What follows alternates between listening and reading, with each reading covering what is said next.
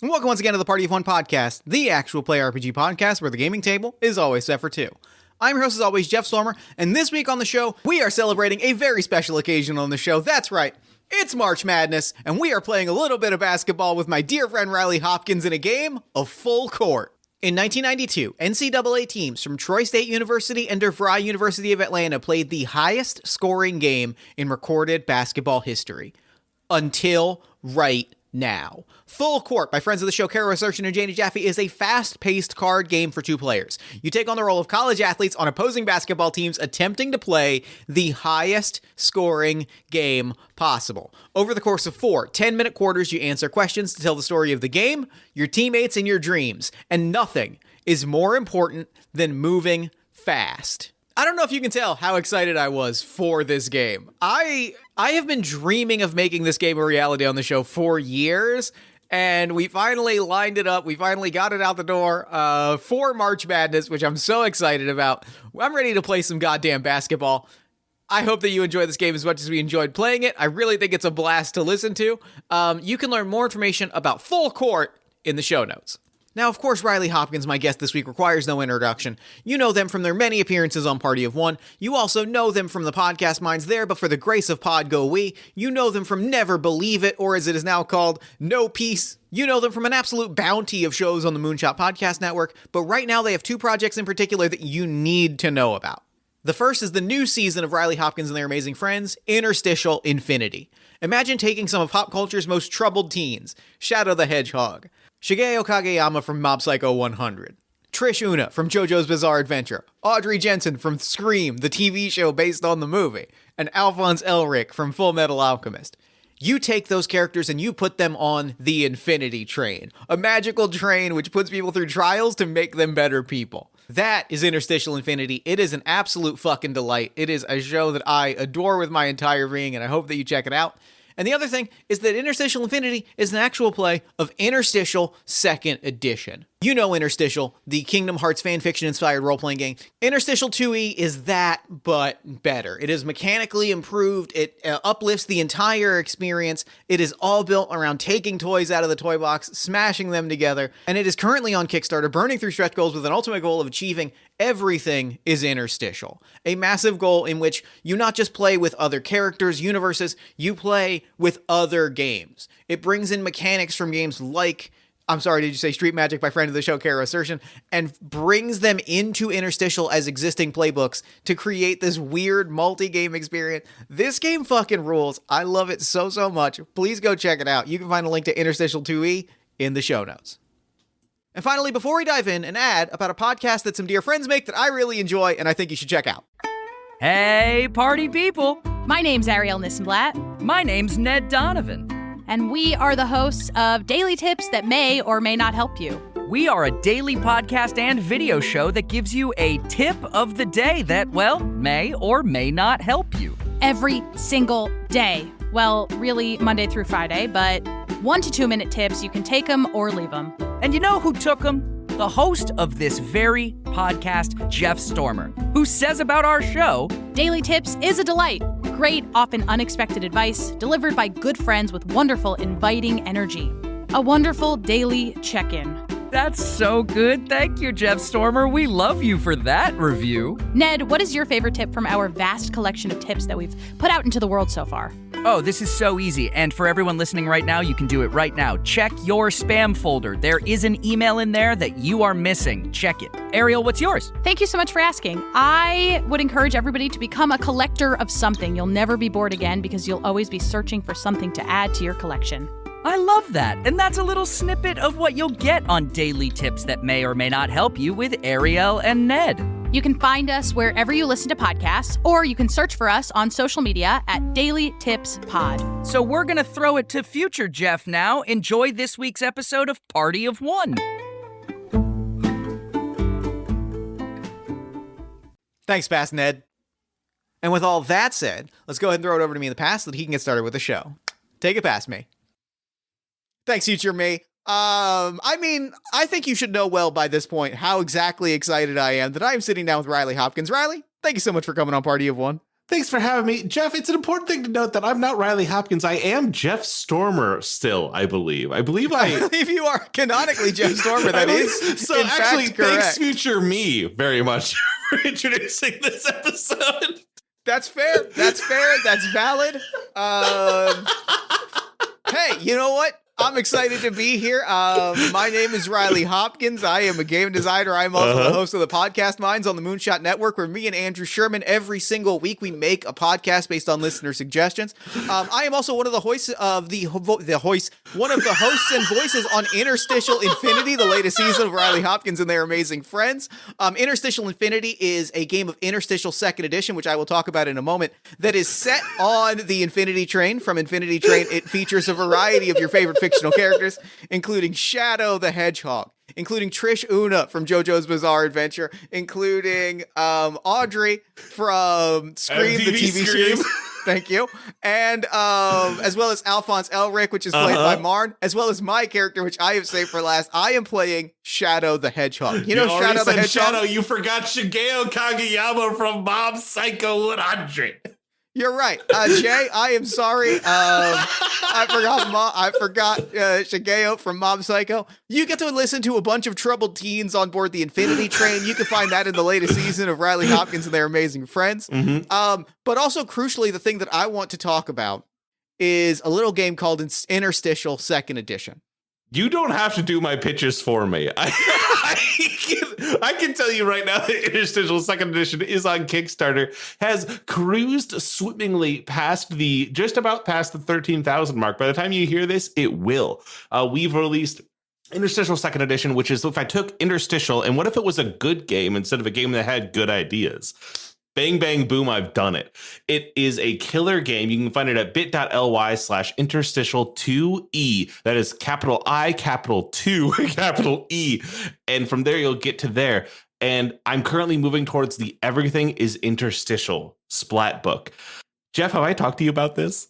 I have heard about it from other people, but please talk to me about it in this instance. For this idea of everything is interstitial, you will be flipping through the book of interstitial in the playbooks, and then you will flip a page and you will see, oh, the layout has changed. Everything has changed. Suddenly I'm in Briar Sovereign's Armor Astir, and it is the armor, is the playbook. And it is laid out like theirs. They have their mechanics in here. Maybe there's a faction turn. Maybe there's something else. But it's meant to completely change the way you play Interstitial by putting another game into it. Because crossovers are great, but why don't we continue to push that even further? And I've got 5 amazing designers: Takuma Okada, a fucking Caro Assertion, Briar Sovereign, Possible World Games, and Brandon Leon Gambetta. It's fucking killer, and I'm so excited. And that is our next stretch goal. So please, if you hear this and we aren't at 18,500, you can get us there. Make the magic real. I cannot emphasize, like, when I first heard the idea of everything is interstitial, I screamed at the top of my lungs. Like, truly? I was like, this is what it's all been building to. This is it. This is when you are playing Jack and Daxter and you can get the Ratchet and Clank skin, but if the Ratchet and Clank skin gave you Ratchet and Clank's abilities. Like, it is in Dead Cells when you pick up the Hollow Knight sword and suddenly you can parry and bounce on people's heads. Like, this is it. This is what it's all about, baby. And full disclosure, like, I saw the initial, or like a version of the initial layout of Caro Assertion's contribution, The City. And I giggled myself silly is how I would describe it. Cause it is truly is, you are looking at it and suddenly you realize that you are looking at, I'm sorry, did you say Street Magic? And like that experience of going like, oh, it's one of those things where I feel like it's almost, you don't get how absolutely wild it is until you are looking at the page and then you realize, oh my God, I am looking at a different game. Tyler, Possible World Games is doing bad. They've announced that. And that's their card drawing the world ends with you ass game. I have it literally. I have the promo deck here in front of me, and I'm so excited to know that is the thing that they are doing. I'm hooting and hollering. I need to reach this stretch goal. Like, I need to breathe. That fucks so much is the thing. And also, like, just to make it explicit, because I know that we have talked about this, not least of which the first time that we ever recorded a podcast together promoting the last time that we were in such a position. Really? Yeah, you're right. Hey, Riley, I really like Interstitial. I really like this game, and I'm so excited for second edition. Oh, I second edition solves so many of the problems that first edition had. I really think it's just the better game. Somebody asked me today, like, what's backwards compatibility look like? And I was like, it's fine if you want to play like underpowered playbooks and like things that don't hit the same. And 2E hits. And like everything that I have heard on Interstitial Infinity as I listen through the backlog for reasons that are not been announced at the time of this recording, but will likely be announced in the near future. Side note, if you're listening to this recording, maybe email me some questions about the events of Interstitial Infinity. Maybe just shoot me those questions so that I have them for yet to be revealed reasons. As I listen through those episodes, like, and also like everything I know about the game, it's just doing such weird and interesting things with the idea of like, how do you like the idea of permissions as defined in like a Powered by the Apocalypse moveset is being like, I know that the game is pushing that concept so far and in such weird directions that I am fucking stoked. Jeff, can I tell you, it's just great to hear your voice, dog. I'm just like, that's my friend Jeff talking right now. I'm like, let's go. I'm so ready to play a game with you. You don't understand. Well, then why don't we go ahead and dive right into that? Because we are playing a very special game. Let me pull up the actually, I don't need to pull up anything because with everything is included in the game itself.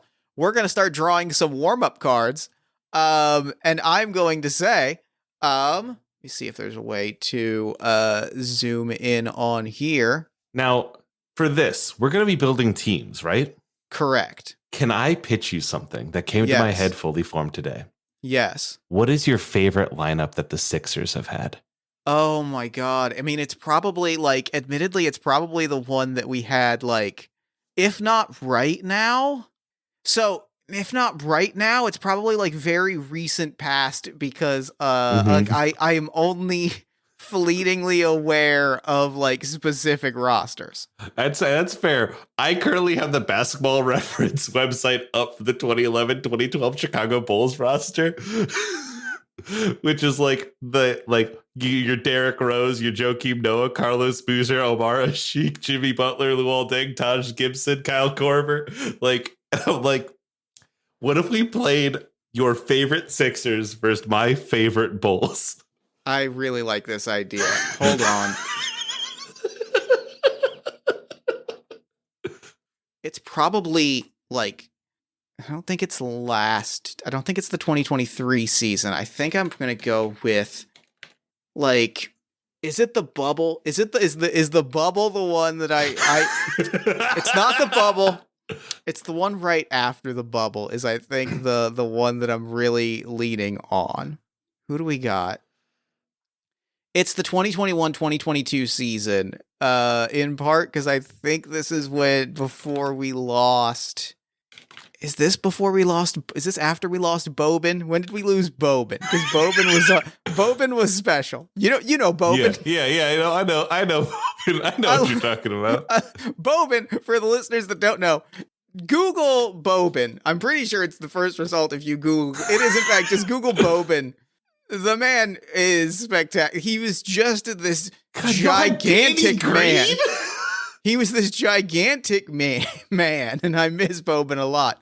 I think I'm going to go the 2021-2022 roster. This is some real Madden This is some real. Mhm. Now, what is going to happen here, also crucially, is that we might have names and numbers, but the characters themselves are going to vastly change because a lot of the questions are like, has your character ever traveled internationally? And here's the thing, if it's easier to just make up characters, we can, but like there's the part of my heart, the part of my spirit that is like, how far away is this 76ers team? When did Jimmy Butler leave the Sixers? When did Jimmy Butler Because he's leave on this Bulls team. Jimmy Butler left the Sixers in 2019. So at this point, in this world, Butler leaves the Sixers and goes back to the MVP Rose Bulls. That's funny. That's funny. God, we don't have to do this. I just want to take a second to embrace. It's probably both easier. I appreciate this. I appreciate this so much, and I want to find a game that allows us to just fully fucking NBA jam it up. I don't think it's full court, but I think listener, I am committing to this. Go follow the show on Patreon at patreon.com/JeffStormer because we are putting on the record that I'm going to find a game for us to go head to head NBA Jam style It in a might role just playing be game. 2K. You and I should just stream. It might NBA just be 2K. that we sit down and just play 2K or hear me out, NBA Jam. Listen. If we can mod NBA Jam. Mod NBA Jam to have both the 2011 and the 2021 rosters in it. That's the dream. Oh my God. Put LeBron on the Lakers because it'd be funny. Let's pull these warm-up cards. I'm ready. All right, great. So the game that we are playing this week is Full Court by Kara Assertion and Janie Jaffe. This is a Descended from the Queen style game. So what we're going to do is from this moment forward, just draw cards. And as warm-ups number 1 says, take turns reading from these cards aloud. Riley, would you like to read the second card? Absolutely. This is a game about a game of basketball. In 1992, NCAA teams from Troy State University and DeVry University of Atlanta played the highest scoring game in recorded basketball history. Until now. Troy State and DeVry achieved this feat through fast play, collaboration, and a mutual commitment to the game and each other. You and I are players on opposing teams, about to play a college basketball game. College game. We seek to break this record. To start, we must first know ourselves. In a place where we can both see them, write down 5 names and jersey numbers, and I will do the same. The place that we can both see it is on the podcast that we are recording. I'm trying to see, does playcards.io have a note card app, like widget? Does it in fact have a note card widget? That is holders, dominoes, pieces, dice. It has text. We can add text into it. Add widget at text. All right, yeah. I'm grabbing this. I'm moving it to my side over here, and then I'll put yours over here. Great. Did that do it? No, yes. It just says description. Oh, but you can click it and edit label text. So we'll just put Gotcha. Each one of them will just be its own description label. All right. So we putting 5 down, you said? Yes. Am I putting positions down too, or no? I guess it just names and jersey numbers. Just names and jersey numbers. That's fine.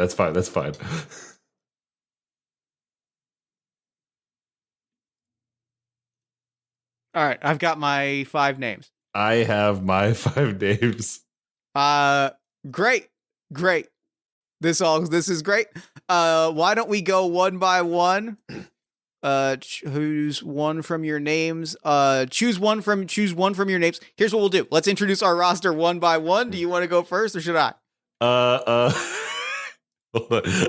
feel like I want to download and get prepared the proper music of Sirius by the Alan Parsons Project. Do it up. But it's fine. Just the fucking and first on our team, Johnny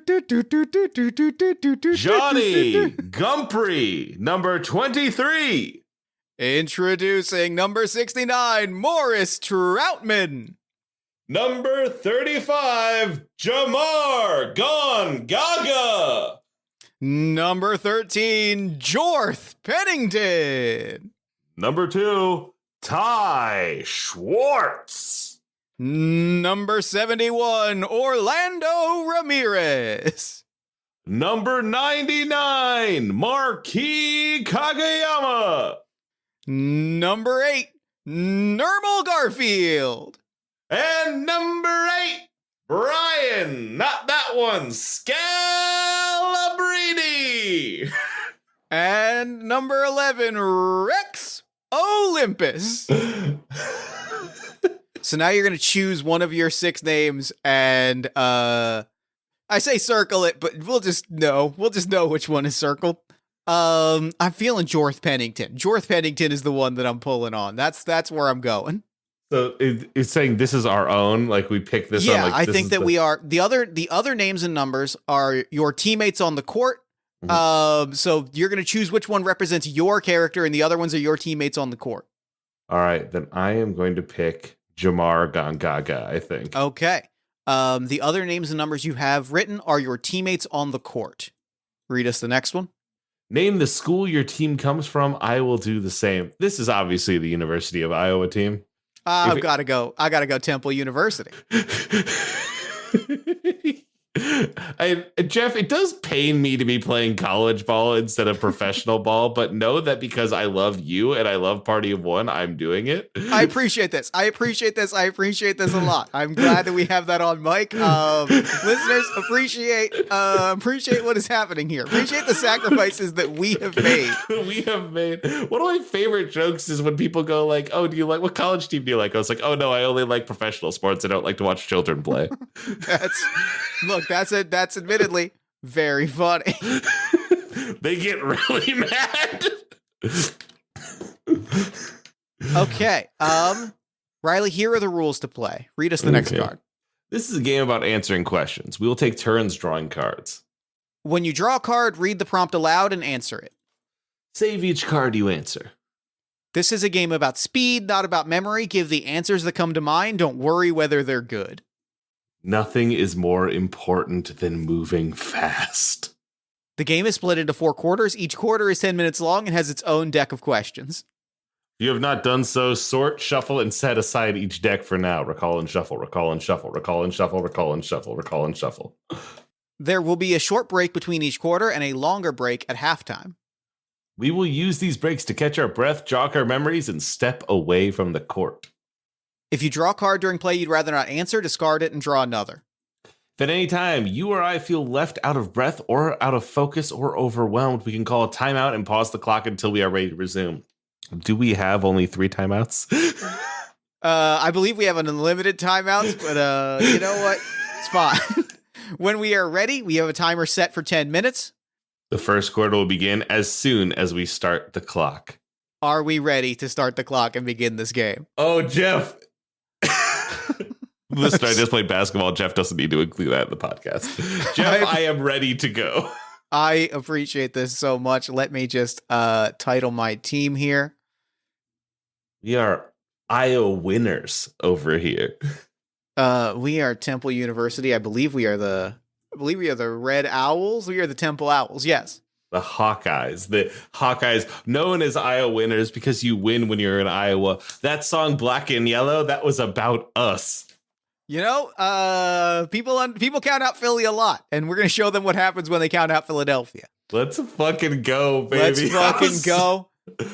And I am Jamar Gangaga. When did you learn how to play basketball? Very young. It was actually one of the first things that we did.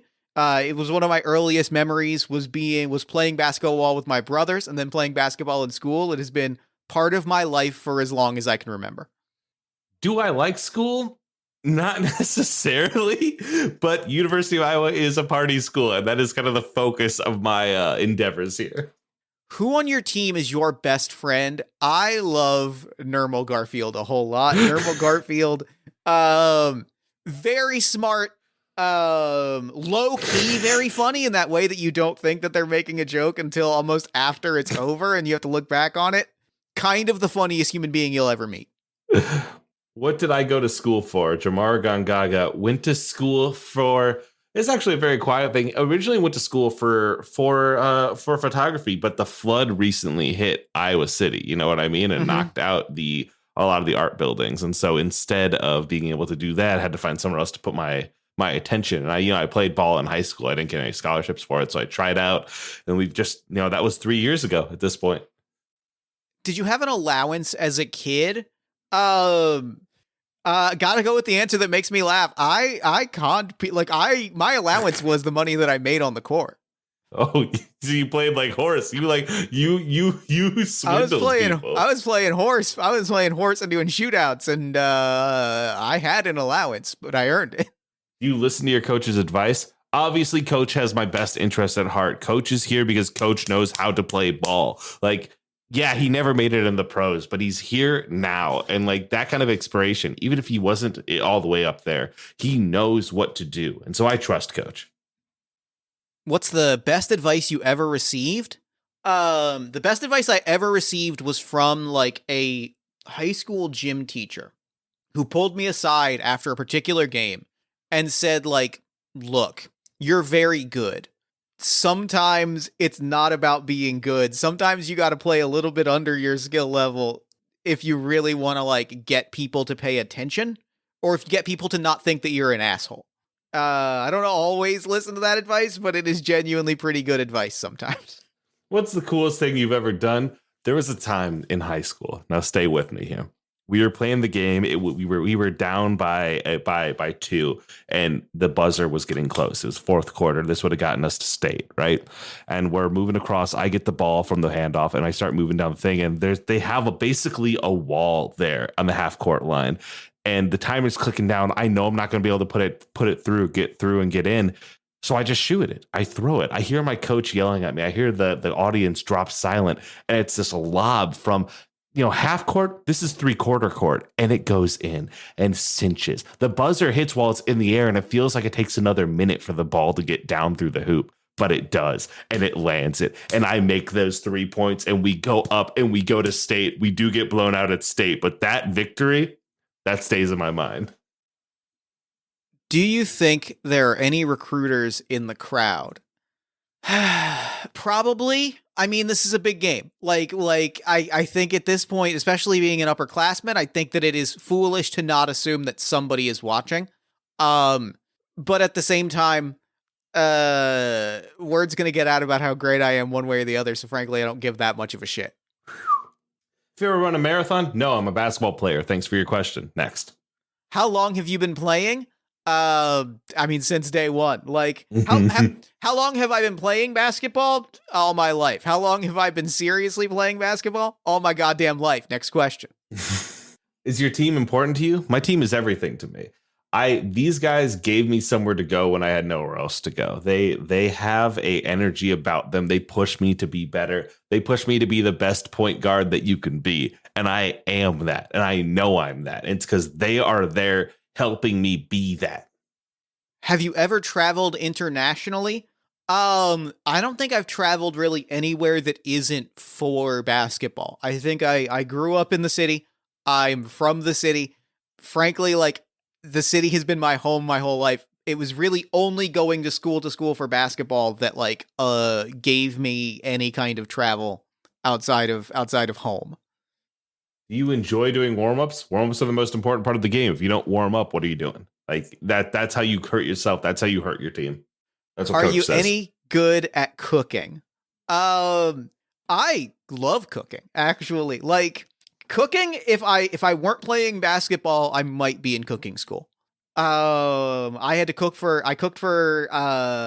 a little bit for my brothers and to impress the guys. Mm-hmm. Like, I'm not going to lie to you. I was trying to impress guys. But I kind of realized that there's a real joy in cooking and admittedly, cooking as a very private, personal thing, you get to be flashy in a way that sometimes you have to scale back when you're on the court. And as somebody that has to consciously hold myself back sometimes on the court from not showboating and or getting frustrated and egotistical and in people's heads, being able to cook in a flashy manner is kind of an outlet for that. How many languages do you speak? 2, English and basketball. Good fucking answer. How often do you revisit your successes? Relentlessly as soon as they happen, and then almost never. Like, Oh, no, sorry. Go ahead. Are you a morning person? I mean, as much as I have to be, practices at 7 a.m., so I get up at 6. What is your nickname on the team? How did you earn it? Lovingly, it is. So they call me Hole. The teammates call me asshole, but they won't write that in the papers, and the papers sometimes have to say, "Oh, well, they call him the Hole because he gets the ball in the hole." They call him Hole. There's a lot of rumors flying around campus. I mean, they're not wrong, if I'm being honest. Do you agree with your coach's techniques?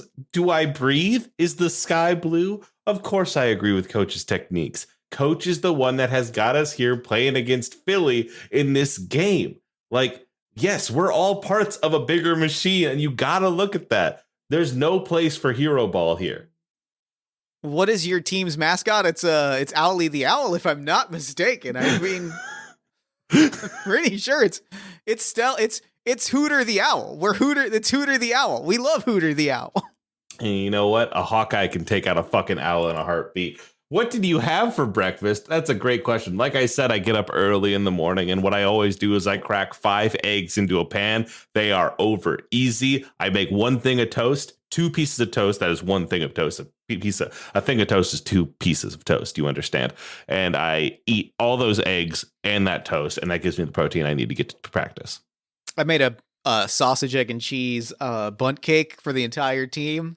It's got a tangy Southwest sauce on top. That sounds, yeah, sure. That sounds wonderful. How early do you get up, you clown?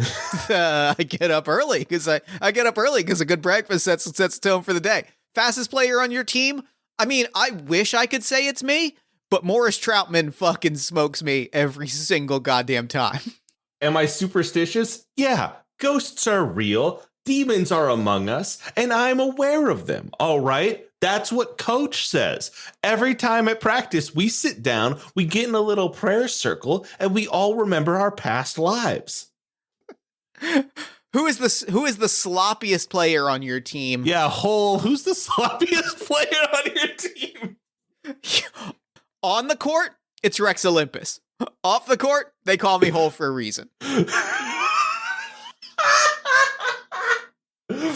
You a cat person? Absolutely. I love those little guys. They have if cats could ball, they would. You understand me? The only thing stopping cats is the size of the ball. I got a cat who I sit and I throw little paper balls at him. We call it a cat skip ball. He knocks him out of the sky. That's basically the same as an alley-oop. Do you consider yourself a good driver? Fuck no. I'm from the city. I didn't have my license until like they kind of forced me to for the league. I've taken the subway my entire life. Are you any good with computers? No. I barely know how to type my name, dude.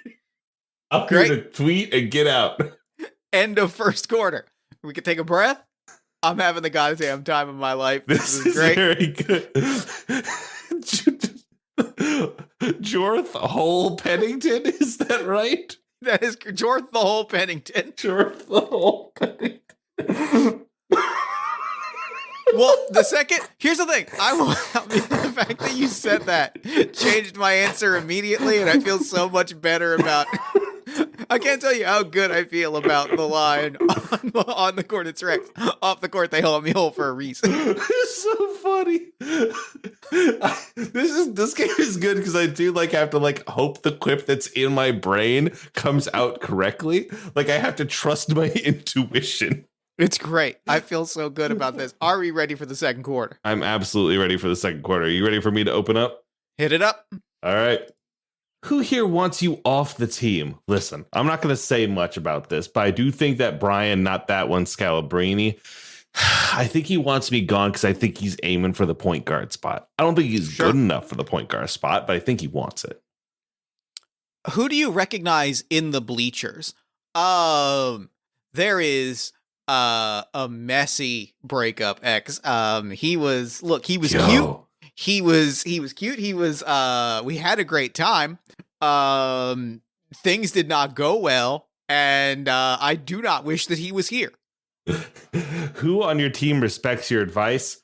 I'll tell you right now that Ty Schwartz and I, we always know what's going on. We always give each other advice. But Ty, when I see how he's playing, when I see at small forward what he is doing, I know for a fact how to help him. And he knows how to help me. And we respect each other in that way.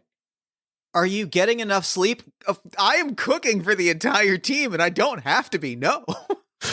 And also, they call me the Hole for a reason. Who on your team just got into a fight with your opponents? Brian Scalabrine just threw hands with Orlando Ramirez. I don't think the refs saw. I think it was fine. We backed up. No technicals were called, but there was definitely, I thought it was going to break out into a fight for a second. I mean, it was close, and it would derail this entire game, and I would be so fucking angry. Who on your team gives the best pep talks? It is admittedly Orlando Ramirez, but it's because Orlando Ramirez gets so angry that, like, it's kind of we get hyped up to murder the other team, specifically. Like, it's kind of we get hyped to obliterate the other team. Absolutely. Who on your opponent's team do you fear the most? I'll tell you right now, it's the guy that we just got a fucking fight with. Orlando Ramirez can go off and plays hard. He plays like he's a member of the Detroit Pistons. He's throwing bows. I don't know why they're not calling it, dude. He's got that energy. Something's wrong with that boy. Are you passing the ball less than I should? And I'm getting into asshole mode a little bit, and so I am being a little bit of a ball hog. How was the last date you went on? If we're talking about the last date I went on, it went fine. It was unremarkable, but I don't want to talk about that date. I do want to talk about that date with the guy in the stands that I think dated somebody in Philly recently. I didn't talk about him too much. Says it was a messy breakup, but it was fine, and I also don't want to talk about it. Question is, who on your team is pushing through an injury? Morris Troutman shouldn't also be running track at the same time. It's inadvisable, and it's pushing him too hard. And he pulled something, and it's clear that he pulled something, and it's making all of us very mad. Somebody scores. Why is it unexpected? Johnny Gumphrey is our shooting guard. Yeah, technically. But the man can't shoot for shit. What he can do is pass, and he can get that ball into the paint and make it happen. But he was just up against Rex Olympus on the outside line, and he had a fadeaway jumper like he could suddenly ball. And I know for a fucking fact that man cannot ball, but he sunk it. Who on your opponent's team do you hate the most? The second that Brian, not that one, Scalabrine, like put hands on Orlando, that man put a target on his back, and every single member of my team has at some point done the thumb to throat you're dead motion at him. Who in your team just got into a fight with your coach? Brian, not that one. Scalabrine is so mad at coach. And you know I respect coach. You know I love coach. That man knows what the fuck is up. But Brian's out here just getting pissed. For what? And admittedly, we're probably feeding into it. We are admittedly, we're treating Scalabrine badly, and coach is not calling it. What does this game mean to you? I mean, every game needs an opportunity to win. Every game means an opportunity to shove it in someone's face that we have won and we have beaten them.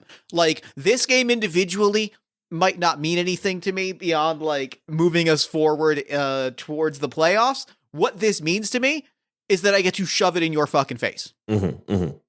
Who on your opponent's team do you like the most? I'll tell you right now. I just saw the hole was added on to your list.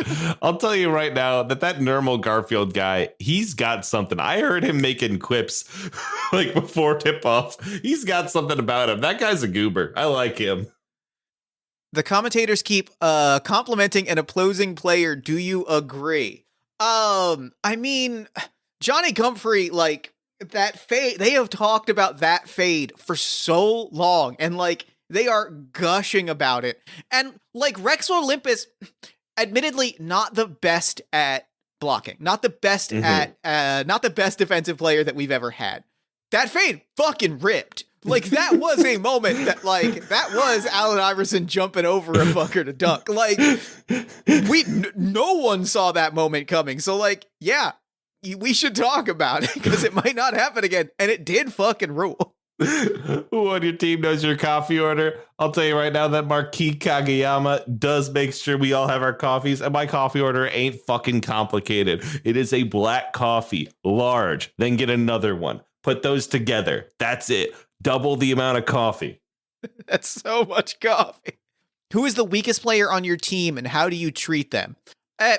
Look, is he probably going to play pro ball? No. Nermal Garfield does not really need basketball. He has got enough people skills that he's going to go off and be phenomenal in whatever he does. He's the CVO, the Chief Vibes Officer.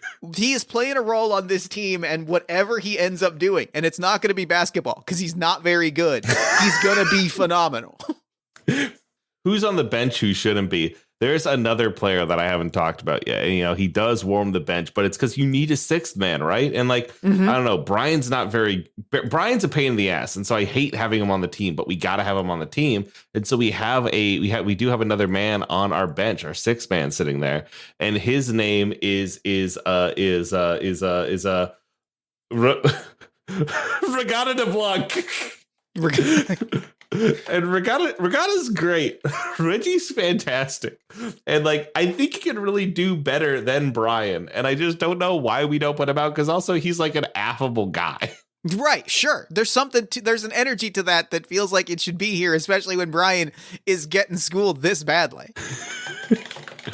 How often do you revisit your team's failures? My team's failures? Virtually never. I trust them to do the work. I am revisiting my own fuck-ups after every game. I'm watching every single tape to be like, that's a moment that I should have cut loose. I held back and I shouldn't have.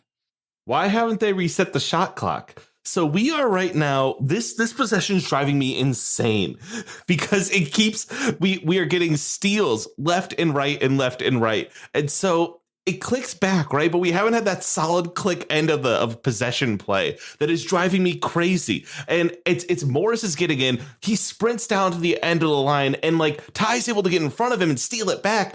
And we're losing momentum right now in a way that's stressing me out. Who on your opponent's team do you respect the most? I mean, look, I gotta say, like, Jamar Gongaga, like, I see the way that you are directing your team. And like, I know that is not an easy thing to do. I see the work that is going into that. I kind of want to shove this in your face more than anyone because you are the player that I respect the most. Mm-hmm. I understand this. Who on your team just got into a fight with the ref? If Brian NTO Scalabrini gets in one more fucking fight on this goddamn court, I'm going to get into a fight with him. Why the fuck haven't they pulled? Why have they not pulled him? This is absurd. I keep seeing him. That was a foul. You don't need to sit there and point at him. I watched you pull that man's jersey when he went up. Do you drink? I mean, listen, I am in college. Do I drink? Do I breathe? Yeah. I'm in college and my nickname is The Hole. Come on. The commentators talk about a teammate's prospects. Do you agree? They say that Jorth might get picked up. And like, that's interesting. I hear that. I follow that. But like, they say he's going to go to the Cavs. And where do people go to die other than Cleveland?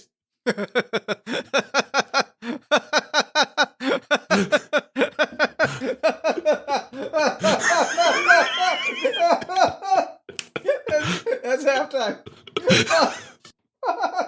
Hey, fuck you, Cleveland.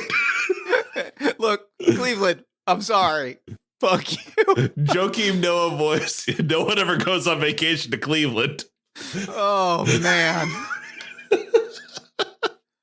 Before we flip this card, let's take a moment.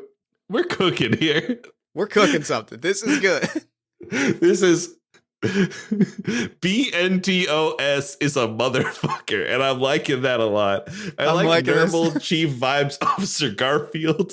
It feels great. I like this a lot. That the second that you made that joke about Jordan, I'm really enjoying the fact that like Jorth is just kind of a messy gay. I like that. I like that energy. He's beautiful. I think so. Jamar is dating his ex long distance. Yes. And doesn't know that he's playing against him. And like the fact that the ex is here and also won't shut the fuck up. It's incredible. Good. Incredible. We are making something special here. Here at the end of the second quarter, it is time to check the scoreboard. For each card you answered, add points to your team's score as specified by the card. All right. I will do the same. 64 points. Riley, you are going to be so excited by how fucking close this game is. Oh my god. The Temple has 65 points. It is neck and fucking neck. We went on a tear there with threes in the second. We threw some fucking buckets that really is going to set the tone for the second half. And I'm pretty excited that we are already at 65-64 at the half. Okay, fucking get these fucking cards back together. How do I do this? Get these cards all together. I'm sorry. Thank you for your patience. You're good. This is what editing is for. Okay. Oh, you can click on the little dongle and you can carry it around. Okay. Drop you there. Drop you there. Up. Drop. Okay. All right. So go ahead and write down. Now you're going to write down your score. Halftime is a time of reflection. Shuffle the deck of halftime prompts, set them at face down on the court. Riley, you want to shuffle those? I will continue to read. Draw one card from the halftime deck face down, and I will do the same. When the cards instruct us, we will flip these cards over. We will not answer these prompts aloud. We will reflect on them in silence. When we are both ready to move on, we will begin the third quarter. I will now flip over my halftime prompt, and you should do the same. My prompt. You are behind pace. What mistakes have you made? You are behind pace. What do you have to prove? Okay. Are we ready to start the third quarter? We're ready to start the third quarter. I want to take this time to just say the words NBA on TNT and just put that into your head, listener. If you are someone who has not watched basketball, just look up an NBA on TNT clip. Basketball. Give me the ball because I'm going to dunk it. Pull that fucking card. Let's go. All right. Hit the timer. Card. Would you consider yourself noteworthy? I don't think I need to answer that question. I think you already know the goddamn answer. Why did you choose to do this? To do what? Play basketball? I chose to do basketball because I'm good at it. Are you... Hold on. Does that say sore or sure? Just say sore.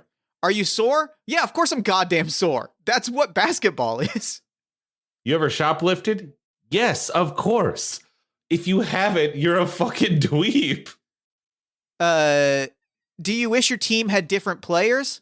No. Well, no, I don't. I wish that Morris had the sense to sit on the goddamn bench and to take himself out, but like, if coach thinks that he's playing, and I would go to hell for these players. Are you proud of your team? Absolutely. Please ask a smart question. Do you wish your team had more players? Again, like, then it's not and then it's not basketball. It's 5 players on 5 players. If you want to bring more people off the bench. Okay, all right, I'm getting heated. I apologize to the press. I wish we had someone to replace Morris. That's my only wish. And honestly, with the way that Rex is getting clowned on, Gumphrey has literally never played like this. Why is he getting clowned on so badly? I wish that we maybe had some players to swap those two out this time, because clearly Gumphrey is in Rex's head and Troutman, that knee is looking worse and worse. But like, these are the players that we got and we're making the best of it. Who is the opposition's weakest link? Oh, it's hard to say who's the weakest link because obviously like the team itself, right? If you have a team of weak links, then what you have is a shit wall. But like Morris is injured. Rex is clearly in a cold sweat right now. And Nermal can't ball. Who do you hope will remember your legacy? Who don't I hope will remember my legacy? And I don't have to hope. I'm good enough that they're going to. Who do you put before your team? Obviously, I put my mom, put the good Lord above me, and I put coach. But coach is a member of the team, but you get it, right? In that order. Yeah. Somebody gets hurt on the court. Are they out for the game or the season? Goddamn, Morris, I told you not to play. I told you not to play. He's out. He's out, which means that we got to bring in a player. I think that maybe number 79, Brick Chisholm. I think that maybe Brick has right now we just need somebody. I just need somebody to back me up. And I think that Brick maybe has it in his goddamn head to get out of my way and let me play my goddamn game. Do you want kids? No. That's the kind of magic thing about this is I ball for me. I live for me. I live for whoever I'm with. I am not going to live to continue that forward. This candle is going to burn bright and burn out one day, and that's beautiful. When was the last time you lied to someone you love? I mean, okay, look. Do I think that maybe the breakup, do I think I was maybe in the wrong a little bit? Sure. But I don't have a great butt. I have a great butt, but I don't have a great, explanation. Do you want to slow down? Not right now. I can see that they're on the ropes over there. I have them bleeding. We are going to take them out because we are a team and they are one player. How much longer until this ends? I mean, we got 5:40 on the clock and then we got a fourth quarter and then I get to celebrate my win. Do you believe in soulmates? I do. I do believe in soulmates, but I also believe in the broader scale of soulmates, which is that there's a lot in this world, a lot of people that you can connect with. I connect with my team, but are my team soulmates? It's hard to say. Who is your best friend? My best friend is Brad. Brad, shout out to Brad. Brad is great. Brad and I do Quizzo together. Our team name is Dunkin' Shit, and we dunk shit. Is what we do. Dunk and shit. Dunkin' shit, like fucking shit, but for Dunkin'. It's because I'm a basketball player. Do you see a therapist? No, but it's not because I think I'm too good for it. It's that I literally do not have time. Coach right now is the coach, and the people here, like my team, are the best kind of therapists that I could hope for. Because we sit down sometimes, we do talk about the stuff that's going on at home. Was your training ever this hard? Yeah, training sucks, and it's constant, and it never ends, and you wish that it would end sometimes, but it doesn't, because the day you stop training is the day you stop fucking winning. Who's winning? We're winning. Obviously. Right now, we got the ups over fucking Temple, and I can tell it's going to get Jorth's head. That man is heated in a way that no one gets unless they're about to lose it. Not only are we going to beat Temple, we're going to beat Jorth in a way that's going to break him for the rest of his life. Are you thirsty? Yeah, I mean, it's been a while since the breakup, and they call me the hole for a reason. Yeah, I'm a little bit lonely after the breakup, and I kind of wish that things have gone. Oh, you mean yeah, water is great, and it's been a long game. Which part of your body is the most sore right now? I'll tell you right now, my thighs and my legs are hurting because having to keep up with Morris for so long tired me out in a real way, but now they've slowed down over there, and I think we can keep it up. But goddamn, I just need my legs to keep up. You ever wish you played a different sport? Do I ever wish that I stopped making money and did a thing that allowed me to jump over a human being and slam a ball down over their head? No, there is nothing in this world like a dunk. It is one of the most gratifying. And when somebody tries to block you and then you get to dunk over them, there is nothing like that. There is no experience like that. Are you sweating? Yeah, I'm sweating because you're working hard. But am I sweating as hard as I've ever been? No, I'm not, because I don't need that for this win. Your coach subs you out. What? Is it the right? No, it's not the goddamn right call. No, it's not the right goddamn call. How fucking dare you? How fucking dare you put me on the bench? I am the person holding the. Who the fuck is gonna? Who the fuck are you putting onto this team? You are putting number 4, Junk. Electrum Silver? Silver ain't shit. Nobody on this goddamn team does what. I'm so fucking angry right now. I cannot express to you how fucking angry I am right now. Who do you trust most on your team? Usually it's Ty. Ty and me are like yin and yang, like peanut butter and jelly, like noodles and marinara. But I'll tell you right now, I trust Gumphrey to stop a car for me. That man is playing out of his mind. Who did you have to step on to get where you are today? Do they resent you for it? I mean, here's who it is. There are a lot of players whose names I don't remember because I don't need to, who I stepped over in high school because as much as my coach told me to dial it back and be a team player, I'm a fucking star and I'm going to continue to win. So like, I stepped on a lot of players literally and figuratively, and I don't feel bad about it. Who do you see when you look in your opponent's eyes? I'll tell you what I see. I see all of them have a little bit of fear for Jorth. There's a lot of them who have a stress in them. I see Jorth in all of these players' eyes, and not in the way that his influence has spread, but in the way that he leads that team by fear instead of by respect and family. And that's what's going to fucking break him. Who on your team falters? I mean, like, here's the thing. If you're going to sub out anybody, Rex is fucking, he's got the yips. He's cooked. Take him out. Leave me in. I'm leading this goddamn team. What are you doing after this?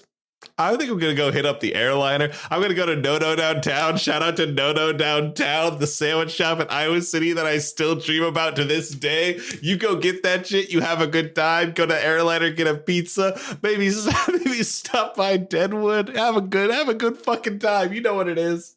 Oh, guys, I winners, baby. I fucking hate this goddamn state. What was your hometown like? Philly is the greatest city in the world. There is no city like it. It is the best place on this earth. That is the end of the third quarter. What if Chicago was a postage stamp? Whose fault is this fuck up?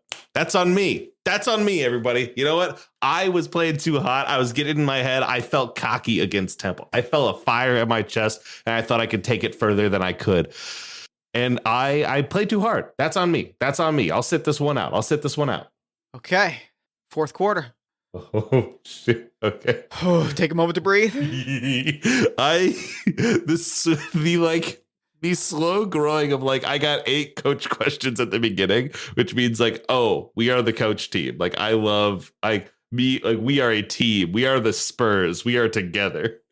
And like the slowing realization that like I, A, am not necessarily respected by my team, and B, am driving this fucking team, and now I'm on the bench. Fucking thrilling. Are you back off the bench here to serve the fourth? They put you back in right away? Because, like, it's a reasonable fucking thing to take, like, your star player out, get him rested so he's ready for the fourth. I'm coming in. I'm coming in for the fourth. Rex, you're out. I'm in for the fourth. I'm back. What, so they have you in a different position?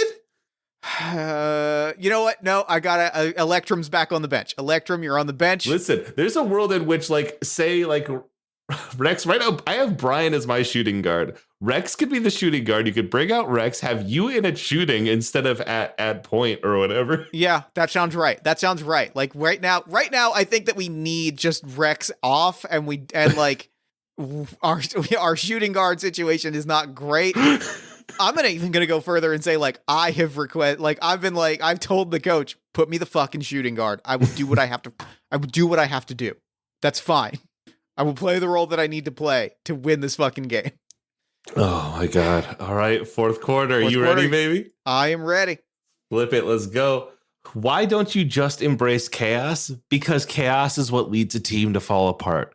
A team is a team. You must work together. You must work in unison. You have to know everyone else's moveset in order to bring the ball in. You can't do chaos. You'll lose that way. What here is sacred? This fucking game is sacred. Like, this game is everything. I know I said earlier this game doesn't matter, but like this game on a broader level matters more than anything else in the world. Has your life ever flashed before your eyes? When I was 13, I got into a car accident. I was in the back seat of my parents' car. There was a car crash. I flipped forward out of the seat because I didn't have my seatbelt on, and I fell between the seats. In that moment, I was more afraid than anything I'd ever been in my life. And I should have listened. I should have had my belt on. I should have taken the precautions I needed to. And I didn't. I don't take chances like that anymore. Would you consider yourself important? Come on. Come on. Are you sorry for what you've done? Yeah, there's a lot of, if I said I had gotten here without any regrets, I'd be wrong. And I think that people who know that I've done them wrong know that I've done them wrong. I don't think they're interested in if I'm sorry or not. Who do you want to be proud of you? Proud of me? I mean, I want people to be impressed by me. I want people to be awed by me. But the only person that I want to be proud of me is the lucky son of a bitch that ties me down. Like, whoever puts a ring on this finger, whoever is good enough to put a ring on this finger is the only person that I'm going to care about really being proud of me at the end of the day. If you woke up tomorrow and the last 3 years of your life are gone, what would you do differently? Now, do you mean if the last 3 years of my life are gone, like I started them again? Or if we're gone as if I was missing, right? Like, am I missing senior year to junior year? Or or is like, I'm starting freshman again? Starting fresh. Starting freshman again. Okay. I think an important thing would be I would drop the photography degree right away and get in freshman year instead of in sophomore year. Get in basketball right away. Where do you see yourself in 5 years? Goddamn MVP of the National Basketball Association. Are you happy? Playing on this court is one of the highlights of my life and is one of the joys I get to play. Win or lose, I get to play with some of the best people around. And that's what's special to me. How much longer until this game ends? 7 grueling goddamn minutes left. And we're going to milk every goddamn second of it. Who is to blame for this? I'll tell you, like, are we down a little bit right now? Yes. To say blame, it's hard to put blame on one person. I want to take the blame myself because I don't want to put it on anyone else. I do think that the anger that Brian is bringing to the table might be a little bit included, but that's for coach to figure out, not me. When is the last time you got into a fight? It was genuinely this morning before the game started. There was a screaming match between me, the coaching staff, the players. It was an ugly situation. And frankly, I still don't necessarily think I was in the wrong. When you sleep, do you dream? No, I've never really dreamed in that way. I don't know if I just don't get enough sleep or if it just doesn't come to me in that way. But the only thing that happens to me happens when these two eyes are open. What brings you joy? It's easy to say basketball, but it is specifically the moment after the buzzer blares and we have won. And like, I get to like shake hands and show respect because I do but also like I get to look in their eyes as the person that has won. Like, it's that delicate balance of like, yes, I respect what we've gone through and I'm glad that we played together, but also I came out on top. Do you believe in free will? Yes? Question mark. Do you believe in asking questions that aren't weird? Why are you still here? Because somebody has to win this goddamn game and the rest of my team isn't fucking doing it. What makes this worth it? It's the togetherness, baby. It's knowing I'm out here with the full squad. It's knowing I'm out here in front of my boyfriend. It's knowing I'm out here in front of any exes I have in this world. It's knowing I'm out here with everybody in front of God and everyone getting that dub. Did you think you were going to make it this far? I mean, kinda. Like, I didn't think anyone was going to stop me and I didn't think anything was going to hold me back. So eventually, yeah. Who won't hear about this? There are people that my high school team lost midway through that year. They won't hear about this game because they're no longer around. But I hope that the people who are watching me play can see the way that they played in me. What do you think happens when we die? I mean, I think what matters is that some of us get highlight reels. And I know what's going to happen to me when I die. Are you proud of what you've done? I'm proud of every moment that I'm still here. Do you know your vices? I mean, they call me the Hole for a reason. What does basketball mean to you? Basketball means togetherness. Basketball means 10 minutes on that shot clock. Basketball means 10 minutes on the period clock. Basketball means playing with people I care about against people I will see again in maybe a year. Do you believe in fate? No. I believe in obstacles and destroying those obstacles. What was the first thing you thought when you woke up this morning? Can't wait to have 4 eggs. What will you remember about this? I'm gonna remember that fucking fade, and I'm going to remember how much fucking fun it was, how much we laughed in between quarters, and how badly we clowned on NTO Scalabrini. When did you learn what basketball is? The same time I learned who Goku was. Like, it's always been an innate thing in my life. What's the worst advice you've ever given? The worst advice I've ever given is like, get the fuck out of my way and let me play. What are you still holding on to? I'm holding on to everyone who I've ever played with. I am carrying all of their weight when I go forward. And that is both what pushes me to continue moving forward and what holds me back. What must be done here? It's no longer about winning. It is now about humiliating this team, and it's about doing it myself. What is the cost of success? If the cost of success is letting this team fall apart, then it's not worth it. Are you serious about success? I have never been serious about anything else in my life. You can ask my ex-boyfriends. Can you remember the first time you ever held a basketball? Can you remember the way you ran your fingers over its divots? Can you remember the rush of euphoria, the wind whistling as the ball clattered against the backboard? I can remember every second of there. It's a cul-de-sac. It's nighttime. It is middle school. I have been taught how to shoot a jumper. I can hear it go up. I hear it miss. It bounces. It goes wild. But there's a moment there where I can see it all. What here is evil? I'm just realizing that it's me. Yeah, you can leave that. You can leave that sentence at I. I'm fine with that. What do you regret specifically? We don't got enough time here to get into that. But if I want to get specific, if I want to call on a couple ones, I regret being like this guy who's across the court from me. Sure. How do you conquer pain? You just go harder. And then you deal with it later. Eventually, like, you're gonna hurt. You can dictate when it happens. What is satisfying in life? What's satisfying in life is waking up every morning and feeling that, like, okay, here we go. It's feeling the push. That itself is satisfying. Do you want to go home? I want to take this home with a win. I want to take this dub home. Who deserves to win? We do. But we don't. Nobody deserves anything. Who has earned the win? We have. What have you learned from this experience? Unfortunately, I see how goddamn good this other team is when they've played together, and I maybe regret some decisions that I've made along the way. What will you carry out of here? My friends on my fucking back. And that's game. That's 10 minutes, baby.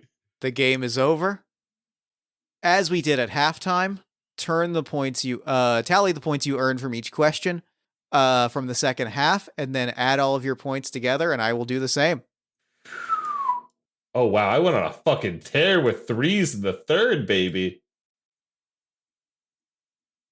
And you started out cooking things for everybody. I did. What happened to you? I'm so nervous about seeing this final number come through, for the record.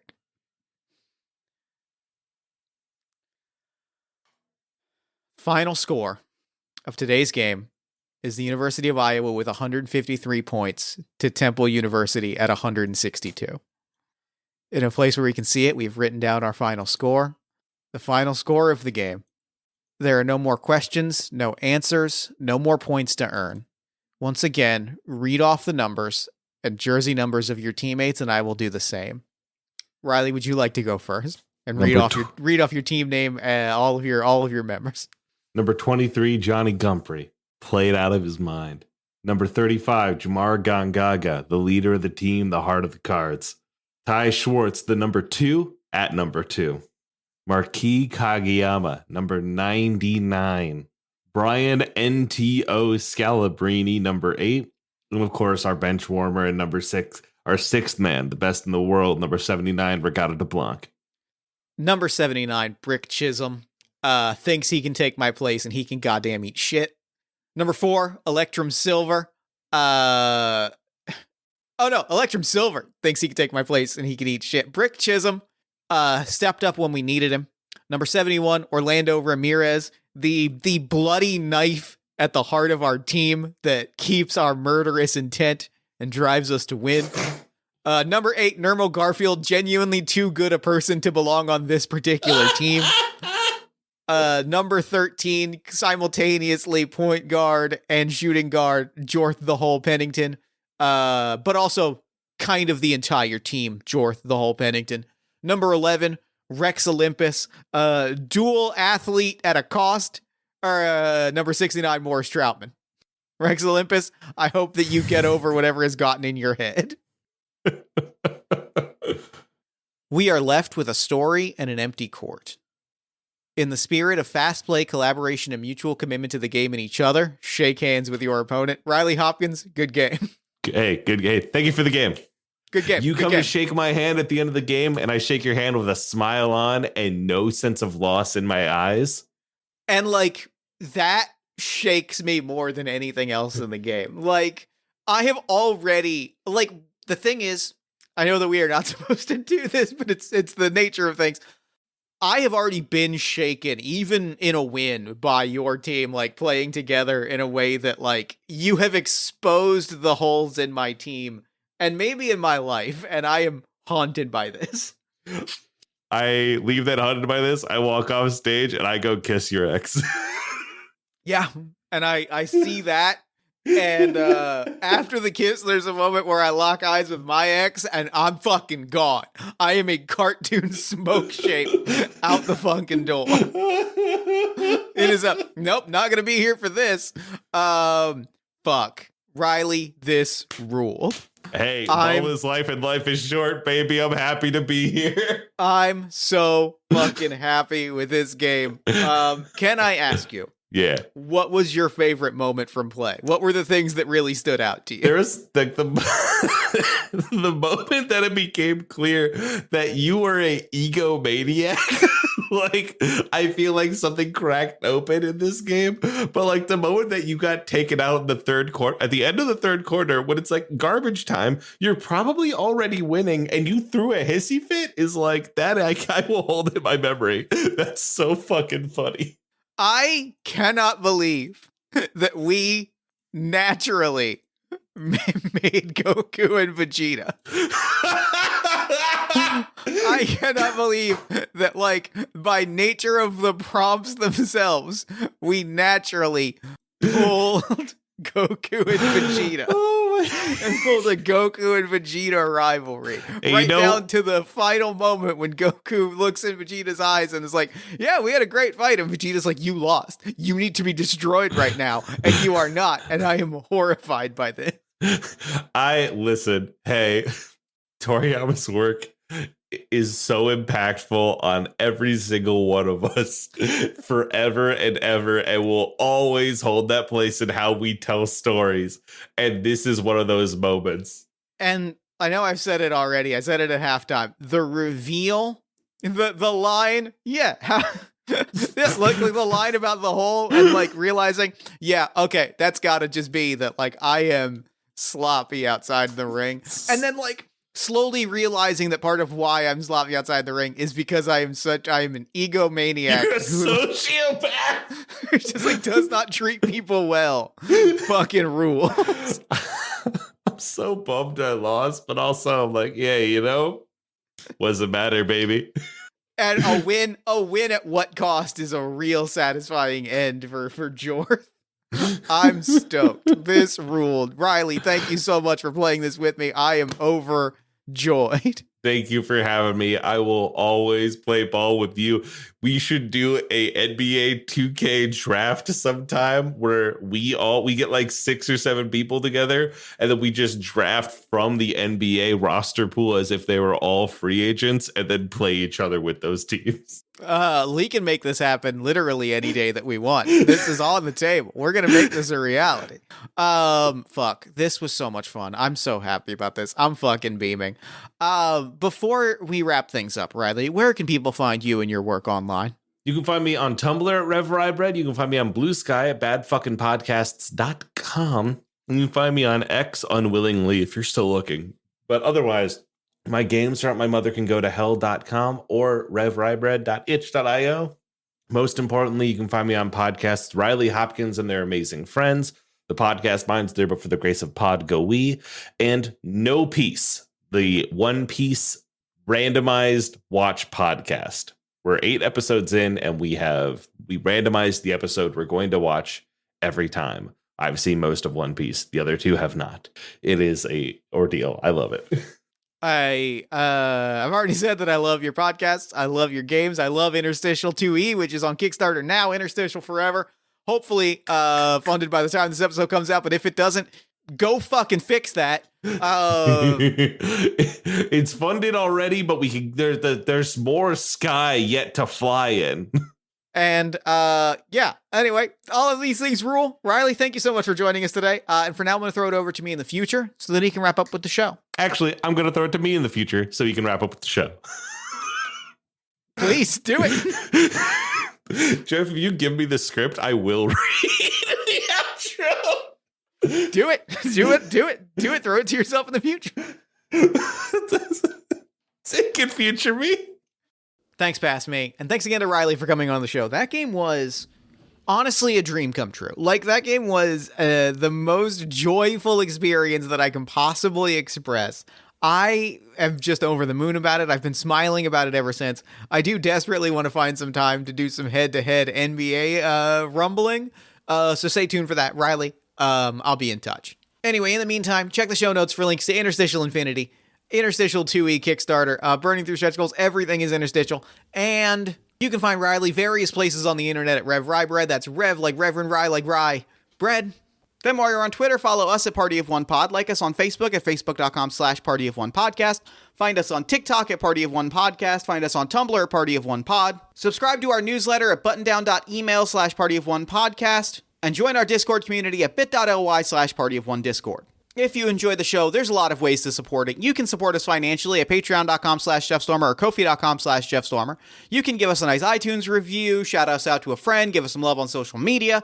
You can buy some Party of One merch at bit.ly/PartyOfOneMerch. Or if you're looking for more great podcast content, you can check out All My Fantasy Children, which is a character creation, storytelling, and world-building podcast that I make with my best friend in the world, Aaron Catano Saez. We take a listener-submitted prompt and spin it into an original fantasy character, populating a shared universe one story at a time. You can also check out Yazeba's Bed and Breakfast, which is an actual play about a heartless witch, a cozy house, and the many people making their homes inside.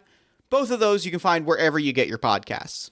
Party of One is, as always, produced and edited by Jeff Stormer and Jen Frank. Music for the show comes from the song Infinite Lives by Mega Ran featuring the D&D Sluggers, and the Party of One logo is by Evan Rowland. If you'd like to inquire about advertising rates, coming on the show as a guest, or about press coverage of the show, you can email me at partyofonepodcast@gmail.com. And unless I am mistaken, that is all we do here. So until next time, thank you so much for listening. Remember to fight the forces of fascism every single day. Remember that self-love and self-care are radical and defiant acts of resistance. And as always, party on, everybody.